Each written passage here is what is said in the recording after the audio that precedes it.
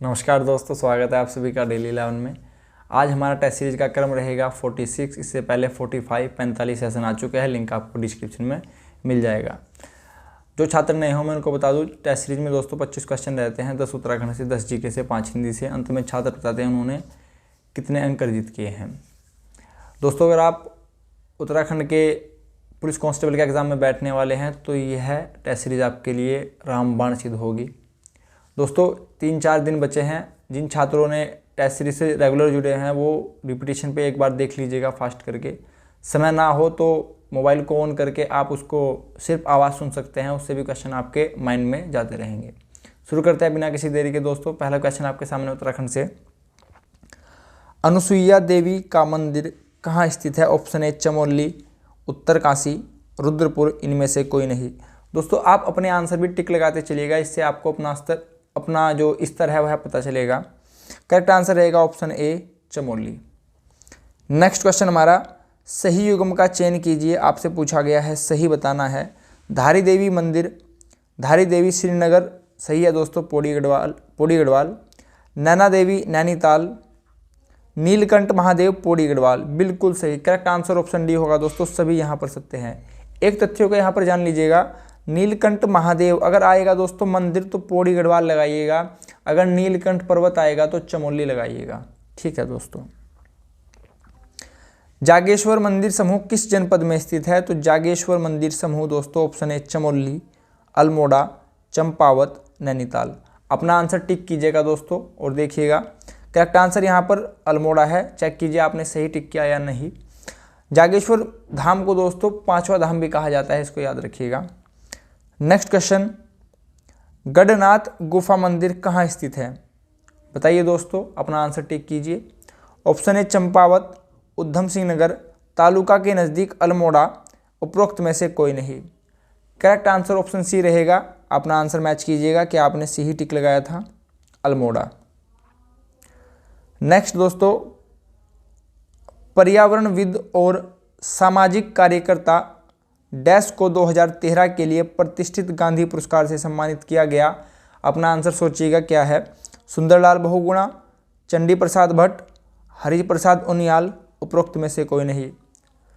ठीक है दोस्तों, आंसर बताता हूं आपको। ऑप्शन बी यहाँ पर करेक्ट आंसर होगा। चंडी प्रसाद भट्ट जी को ही 2013 में प्रतिष्ठित गांधी पुरस्कार से सम्मानित किया गया है। बढ़ते हैं आगे। Next question, high altitude plant physiology research centre कहाँ स्थित है? Option A Srinagar, B Joshimath, C Mussoorie, D Nainital. बताइए दोस्तों क्या आंसर है आपका। करेक्ट आंसर ऑप्शन ए रहेगा, Srinagar Pauri Garhwal. High altitude plant physiology research centre Pauri Garhwal Srinagar में स्थित है। नेक्स्ट क्वेश्चन हमारा, ये तो बहुत ही सरल है दोस्तों। दून विश्वविद्यालय पूछा है, देहरादून में स्थित है। दून से कुछ क्वेश्चन जान लीजिए। अगर क्वेश्चन आता है हर का दून कहाँ स्थित है तो आंसर होगा उत्तरकाशी। क्वेश्चन आता है दूनगिरी कहाँ स्थित है तो करेक्ट आंसर होगा चमोली। ऑप्शन में अगर चमोली ना हो तो आप अल्मोड़ा आंसर टिक कीजिएगा। ठीक है दोस्तों। नेक्स्ट क्वेश्चन, संतोपत ग्लेशियर स्थित है? Option A Garhwal Himalaya, option B Kumaon Himalaya, option C Nepal Himalaya, उपरोक्त में से कोई नहीं। दोस्तों, संतोपत अलकनंदा निकलेगी चमोली से, चमोली गढ़वाल मंडल। करेक्ट आंसर ऑप्शन ए हो जाएगा। ठीक है दोस्तों, आगे बढ़ते हैं। बैजनाथ का प्राचीन नाम है? चारों ही ऑप्शन सेम से हैं यहाँ पर, नाथ नाथ नाथ। तो बैजनाथ बैद्यनाथ, बैजनाथ बैद्यनाथ, याद हो गया। ऑप्शन सी यहाँ पर करेक्ट था। नेक्स्ट दोस्तों, उत्तराखंड से लास्ट पर्सन है हमारा। रामबाड़ा, सोनप्रयाग, तिलवाड़ा किस नदी के किनारे स्थित है? बताइएगा दोस्तों क्या आंसर सही होगा। अलकनंदा, मंदाकिनी, पिंडर, भागीरथी। करेक्ट आंसर होगा दोस्तों मंदाकिनी नदी के तट पर ये तीनों ही स्थित है, रामबाड़ा, सोनप्रयाग, तिलवाड़ा। यहाँ पर जानिए दोस्तों, अलकनंदा की लंबाई 195 किलोमीटर है, भागीरथी की लंबाई 205 किलोमीटर है। अब यहाँ पर देखिए दोस्तों, अलकनंदा का संगम मंदाकिनी से रुद्रप्रयाग में होगा, अलकनंदा का संगम भागीरथी से देवप्रयाग में होगा और वहीं से गंगा का जन्म होगा। गंगा की लंबाई 96 किलोमीटर, पूरे भारत में 2525 किलोमीटर। अलकनंदा का संगम पिंडर नदी से कर्णप्रयाग में होगा। ठीक है दोस्तों, आगे बढ़ेंगे। बताइएगा आपने उत्तराखंड में कितने अंक अर्जित किए हैं। हिंदी से पहला क्वेश्चन आपके सामने है, अग्नि शब्द का तत्भव शब्द क्या होगा। तत्भव का अर्थ होता है जो शब्द हिंदी से लिए गए हों, तत्सम का अर्थ होता है जो संस्कृत से लिए गए हों। अग्नि शब्द का तत्भव पूछा गया है तो अग्नि का होगा आग। अग्नि को दोस्तों अनल भी कहा जाता है, और अगर अनल का आप अनिल कर दें तो यह हो जाएगा वायु, समीर, हवा। ठीक है, पवन। नेक्स्ट क्वेश्चन, मछली के समान आंखों वाली वाक्यांश के लिए एक शब्द। मछली यानी कि मीन, मीन मछली को कहा जाता है तो मीनाक्षी। मयूराक्षी मोर हो जाएगा, मृगनयनी हिरन हो जाएगा। ठीक है दोस्तों।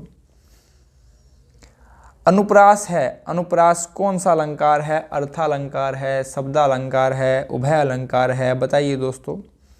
ठीक है, आपने अपना आंसर टिक किया होगा। करेक्ट आंसर होगा यहाँ पर अनुप्रास शब्दालंकार है। अपने आंसर भी आप टिक करके रखिएगा अपने मन में और देखिएगा आप कितने सही कर पा रहे हैं। इससे क्या होगा दोस्तों, हम रोज़ जो टेस्ट सीरीज ले रहे हैं, जब आप 18 दिसंबर को परीक्षा में बैठेंगे तो आपको एक डर नहीं लगेगा, अंदर से डर महसूस नहीं होगा, क्योंकि आप डेली बेसिस पर प्रैक्टिस सेट कर रहे हैं। अगर आपके पास समय काफ़ी हो तो आप रोज़ 4 टेस्ट सीरीज लगा सकते हैं। उससे क्या होगा, 4 टेस्ट सीरीज का अर्थ होगा 100 क्वेश्चन। एक टेस्ट सीरीज में 25 क्वेश्चन है तो पूरा पेपर कंप्लीट हो पा रहा है। प्लेलिस्ट में आपको एक सेक्शन और मिल जाएगा जो प्रीवियस ईयर पेपर सॉल्यूशन दिए गए हैं, आप उनको भी फास्ट क्लिक कर लीजिएगा, उससे भी आपको लाभ मिलेगा। जो 4 दिन बचे हैं आप उसमें कर सकते हैं, रोज़ 2 पेपर कर लीजिएगा, वो शायद 12 या 13 पेपर होंगे, कर लीजिएगा अवश्य दोस्तों। और एक करंट अफेयर की जिस छात्र ने वीडियो नहीं ली हो, जो हमारी करंट अफेयर के 100 क्वेश्चन डाले गए हैं, उसको आप अवश्य ले लीजिएगा। एग्ज़ाम में जाने से पहले अवश्य ले लीजिएगा। उसका लिंक आपको डिस्क्रिप्शन में मिल जाएगा, नहीं तो आप यहाँ पर जो स्क्रीन पर ये आई बटन आ रहा है इस पर क्लिक कर भी आप वहाँ पर डायरेक्ट पहुँच सकते हैं। दोस्तों मैं आपसे फिर कह रहा हूँ, रिक्वेस्ट कर रहा हूँ, उसको आप अवश्य देख लीजिएगा। आगे बढ़ते हैं दोस्तों हिंदी से। नेक्स्ट क्वेश्चन हमारा, वह ज़मीन जिसमें कुछ भी पैदा ना हो, यानी कि बंजर भूमि, बंजर भूमि को कहा जाता है ऊसर। ठीक है दोस्तों।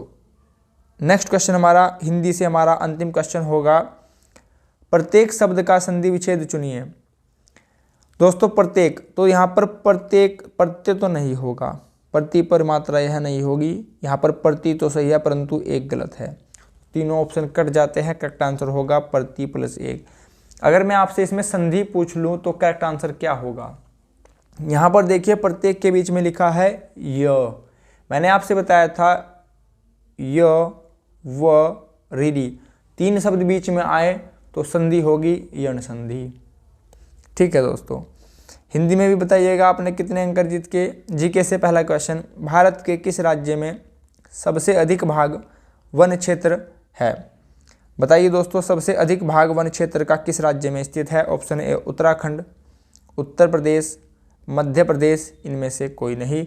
करेक्ट आंसर ऑप्शन सी होगा मध्य प्रदेश। मध्य प्रदेश का ही सबसे अधिक वन भाग है। मध्य प्रदेश की राजधानी भोपाल है, भोपाल में भोजताल स्थित है।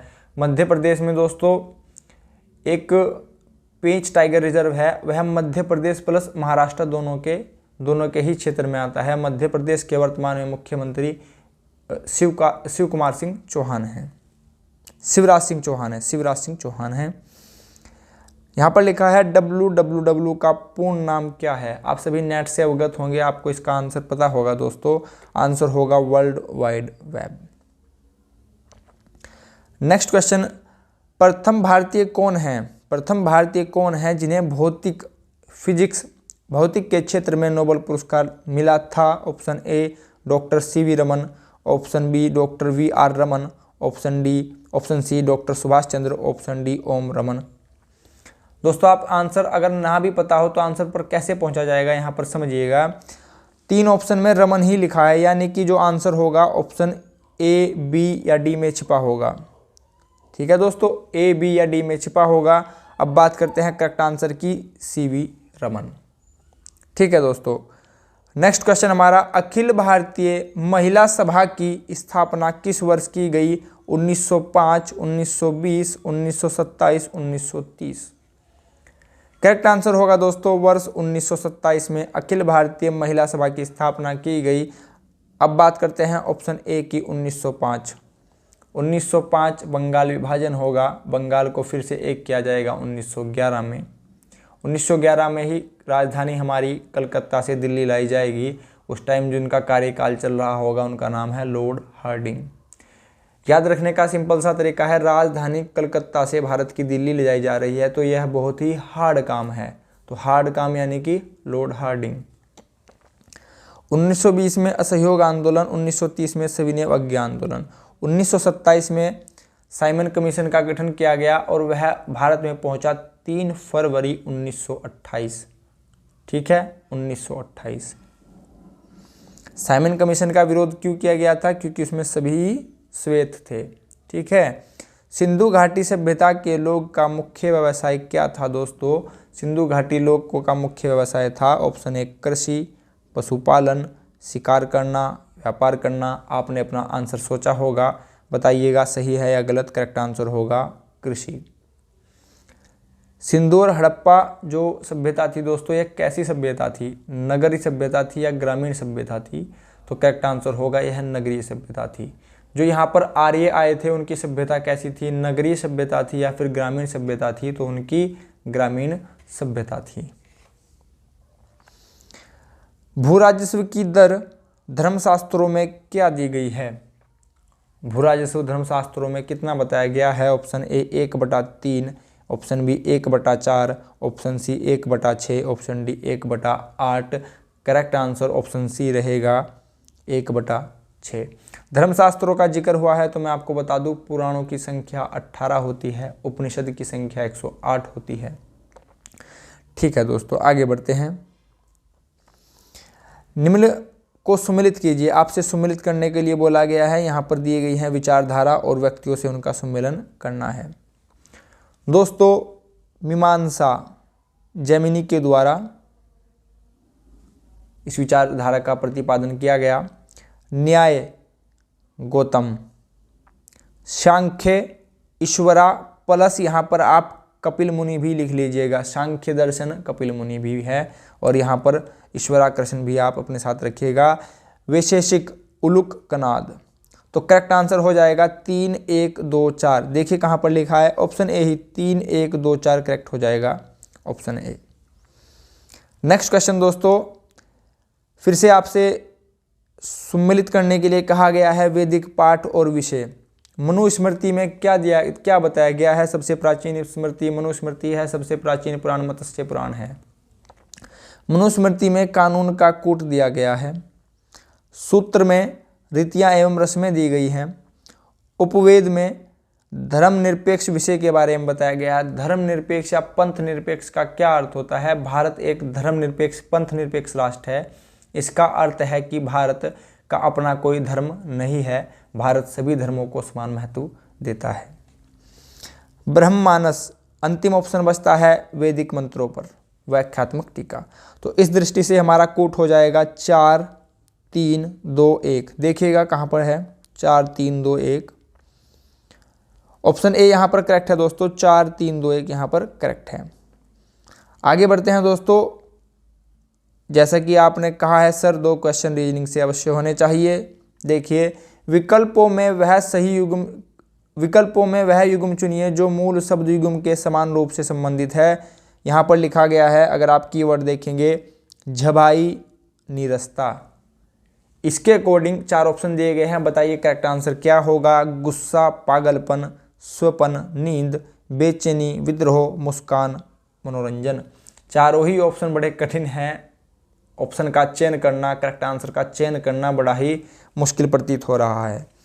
बताइए करेक्ट क्या आंसर होगा दोस्तों? आपने 5 सेकंड का समय लीजिए और बताइए क्या करेक्ट आंसर हो सकता है। होप आपने सोचा हो करेक्ट आंसर क्या है। दोस्तों, नीरसता जब आती है तो झबाई आती है। ठीक है, यहाँ पर आप देख पा रहे हैं, जब मनोरंजन होता है तो चेहरे पर मुस्कान आती है। करेक्ट आंसर ऑप्शन डी हो जाएगा।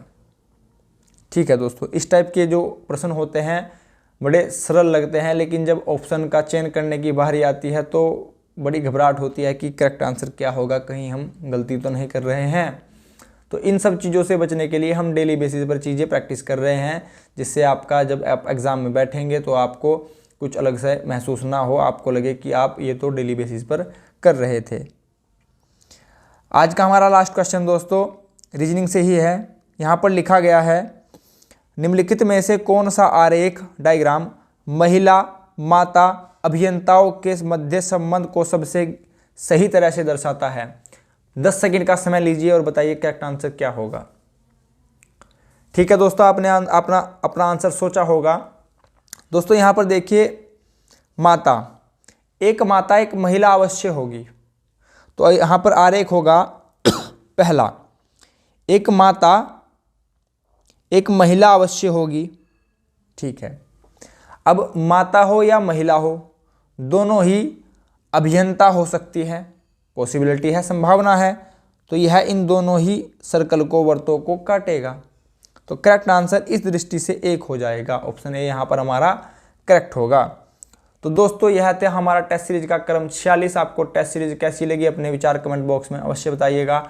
आपने इस टेस्ट सीरीज में 25 में से कितने अंक अर्जित किए, आप यह भी अवश्य बताइएगा।